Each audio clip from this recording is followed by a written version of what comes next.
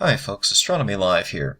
It's time once more to talk about the images from Stereo Behind in 2007 as an object transited through the Core 2 imager and eventually over the Sun.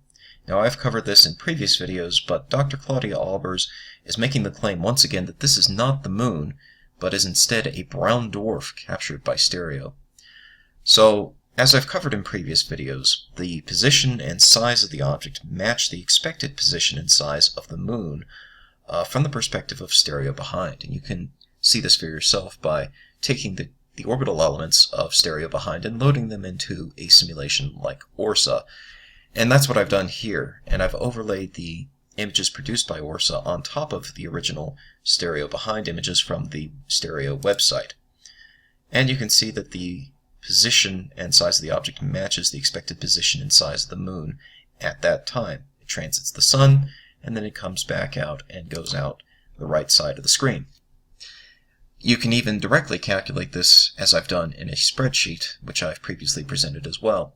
But I've now expanded that spreadsheet's capabilities to include the ability to calculate Earthshine, because as that object entered the field of view, it appeared to be illuminated, and yet, if you look at the date, February 20th, 2007, you wouldn't expect the Moon to be all that well illuminated because it should have been a very thin crescent. However, it was being illuminated by reflected light from the Earth. We call that Earthshine. The Sun's light reflecting off the Earth illuminates the dark side of the Moon when the crescent is very thin.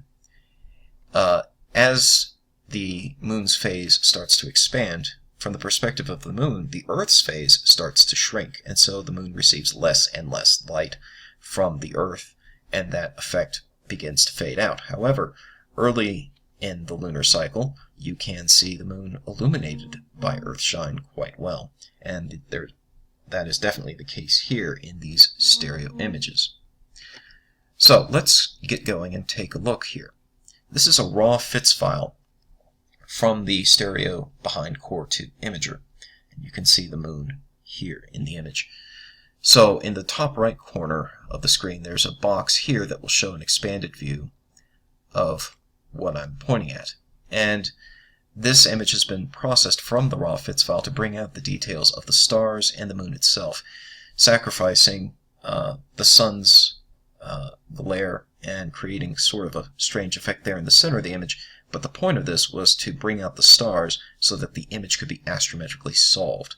Because one of the things about these raw images, this is from the raw FITS files, not the JPEGs, and so it hasn't been processed at all. And that means it hasn't even been aligned relative to the ecliptic. It's simply the raw shot straight from the Stereo Behind Core 2 imager CCD. And those images get processed in a variety of ways before being turned into JPEGs and put up on the Stereo website. And one of the steps in the processing is aligning it to the ecliptic. So we can do that here now that the image has been astrometrically solved. So I'm selecting the ecliptic as the coordinate system to align to, and then I align the image. And you can see it's rotated quite a bit from the perspective you have when you first open the image. So what I've done is I've processed a variety of images from the start of this transit, where you can see the Moon illuminated as it enters the field of view. I've processed those images to bring in as much detail as possible in the Moon, and you can see them put together here in an animation. Then what I did is I took a selection of images and oriented them relative to the ecliptic, and also oriented them relative to Earth's illumination of the Moon, because the illumination coming from the Earth is not perfectly in line to the ecliptic, and so there's a rotation there as well.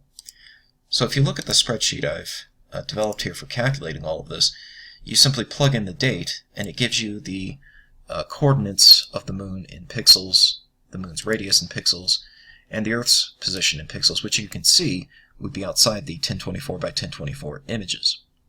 So the Moon is definitely orbiting the Earth, but the Earth is outside the field of view, which is why you don't see it.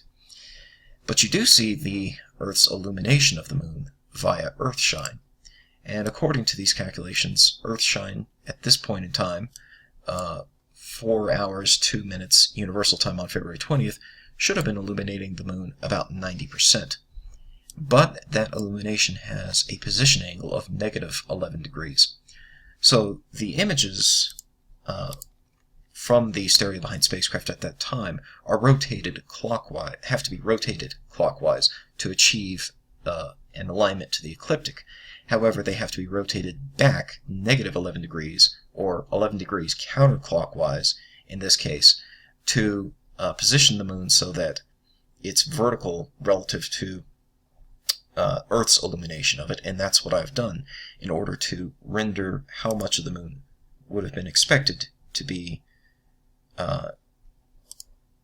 illuminated by Earthshine. And you can see that as a GIF animation here. I've taken 3 images, plugged in the numbers given by the spreadsheet to render a blue line which represents where the terminator of Earthshine should occur. Most programs that are out there don't necessarily take this into account. For example, Celestia will show you the perspective stereo behind would have had of the moon and what the moon should have looked like from the perspective of stereo behind at that time, but it does not render Earthshine. So I've had to render that myself using the spreadsheet. And then if we take this image, which again shows the perspective that stereo behind should have had on the moon at that time, and overlay it back on top of the actual raw FITS files, what do we see?